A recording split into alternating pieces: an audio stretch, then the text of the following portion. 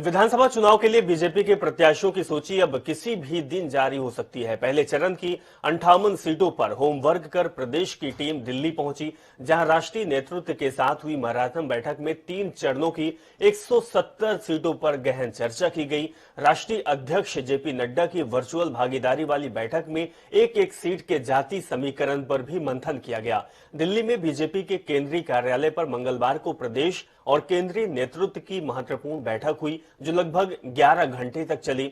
आपको यह भी जानकारी दे दें कि आज फिर से इन पार्टी दिग्गजों की बैठक होगी, जिसमें प्रत्याशियों के नामों पर अंतिम मुहर लगाई जा सकती है।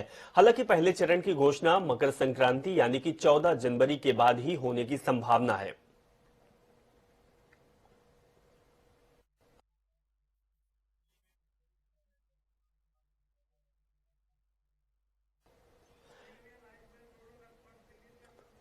तो इसी खबर पर हमारे दो संवाददाता लाइव जुड़े हुए हैं। दिल्ली में बीजेपी की बैठक चल रही है, वहां से हमारे संवाददाता लगातार जानकारी साझा कर रहे हैं। स्पर्श शर्मा जुड़े हुए हैं और लखनऊ से अनूप कुमार सिंह जुड़े हुए हैं। सबसे पहले हम दिल्ली चलेंगे, स्पर्श शर्मा आपके पास आएंगे। स्पर्श, लगातार बीजेपी की बैठकें चल रही है और अब नामों में लगभग फाइनल सा हो गया है, क्या कुछ जानकारी आ रही सामने?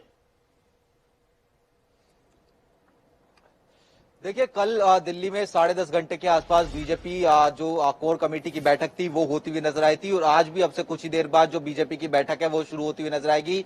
मुख्यमंत्री योगी आदित्यनाथ की बात की जाए, वो बीजेपी मुख्यालय पहुंच चुके हैं, उसके साथ साथ अन्य नेता भी जो है मुख्यालय पहुंच चुके हैं और एक विस्तृत चर्चा जो है कहीं ना कहीं टिकट बंटवारे को लेकर जो है कल से ही चलती हुई नजर आ रही है। ये महामंथन बीजेपी का कहा जा सकता है कि सभी सीटों पर बीजेपी जो है जो चुनाव की जो टिकट बंटवारा है उसकी जो प्रक्रिया है संपन्न कर लेना चाहती है। कितने लोगों की टिकट काटनी है, कितने मौजूदा लोगों को टिकट देनी है, क्या जो समीकरण है टिकट बांटते हुए अपनाने हैं, क्षेत्रीय समीकरणों की बात की जाए, जातिगत समीकरणों की बात की जाए, विनेबिलिटी फैक्टर की बात की जाए, इन तमाम मसलों को लेकर भारतीय जनता पार्टी की जो ये बीजेपी कोर कमेटी की बैठक है वो लगातार दिल्ली में जो है पिछले 2 दिन से चलती हुई नजर आ रही है और आज भी काफी महत्वपूर्ण चर्चा जो है इस बैठक के दौरान होती हुई नजर आएगी। कल लगभग अगर बात करें तो 150 से 200 के बीच में जो टिकटें हैं उसके बारे में जो चर्चा है कल की बैठक में जो है होती हुई नजर आई है, ऐसी सूत्रों के हवाले से जानकारी है। और आज दिल्ली में हो सकता है कि कुछ जो अन्य पार्टियों के नेता है वो भी बीजेपी मुख्यालय में शामिल होते हुए नजर आ सकते हैं। ये भी जो हलचल है वो बीजेपी मुख्यालय में देखने को मिलती हुई नजर आ रही है। तो ऐसे में महामंथन बीजेपी का दिल्ली में 2 दिनों से चलता हुआ नजर आ रहा है। बिल्कुल, अनूप कुमार सिंह आपसे भी जानेंगे, जब ऐसा होता है कि जब पार्टी में नेताओं की बात आती है, प्रत्याशियों के चयन की बात होती है या मंथन होता है, तो जो प्रदेश का कार्यालय होता है वो खचाखच भरा होता है, गहमा गहमी होती है। लखनऊ के बीजेपी कार्यालय का हाल क्या है? देखिए, लखनऊ बीजेपी कार्यालय में लगातार लोगों को आने का सिलसिला जारी है, क्योंकि इस समय जो दिल्ली में बैठक चल रही है ये कहीं न कहीं पश्चिम क्षेत्र को लेकर लगातार चर्चा चल रही है। अब उसमें जिस तरीके से पिछले 2017 की चुनाव की बात करें, अभिषेक तो 136 सीटों में से 109 सीटें भाजपा ने जीती थी।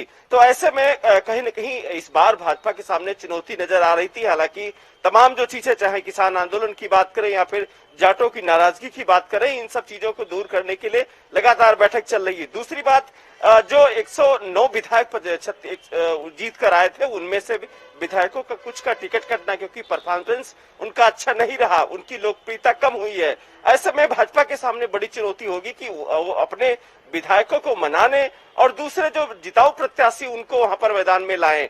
तो अब जो पहले वर्तमान विधायक हैं उनको किस तरीके से मनाया जाए, उनको पार्टी में कैसे रोका जाए, क्या उनकी जिम्मेदारी बढ़ाई जाए, ये सब तमाम चीजों को लेकर चर्चाएं दिल्ली में चल रही। आज बैठक पूरे दिन चलेगी, 11 बजे से बैठक शुरू होगी। मुख्यमंत्री योगी आदित्यनाथ, दोनों डिप्टी सीएम वहां पर मौजूद रहेंगे। सुनील बंसल, चूंकि राधा मोहन सिंह कोरोना संक्रमित हो चुके, इस वजह से वर्चुअल जुड़ेंगे। ये पूरी जो बैठक होगी ये गृह मंत्री अमित शाह, चूंकि राजनीति के चाणक्य भी माने जाते हैं, उनके अध्यक्षता में होगी। तो तमाम चीजों पर चर्चा होनी है। ऐसे में क्योंकि जो पश्चिम क्षेत्र है बीजेपी के लिए काफी महत्वपूर्ण है, वो इसलिए क्योंकि हमने भी बताया कितनी सीटें वहां से 109 सीटें जीतकर भाजपा आई थी। उत्तर प्रदेश में पूर्ण बहुमत से से सरकार बनाया था। अब 2022 में किस तरीके से रणनीति अपनानी है, क्योंकि कहीं न कहीं जो आंदोलन था बिल्कुल बिल्कुल अनूप कुमार सिंह, पिछली बार बीजेपी को अच्छी जीत मिली थी, सीटें ज्यादा आई थी, लेकिन इस बार चुनौती बहुत बड़ी है क्योंकि किसान लगातार बीजेपी का विरोध कर रहे थे। अब देखने वाली बात यह होगी कि आने वाला समय कैसा होगा। बहुत बहुत शुक्रिया अनूप कुमार सिंह और इस पर शर्मा हमारे साथ जुड़ने के लिए।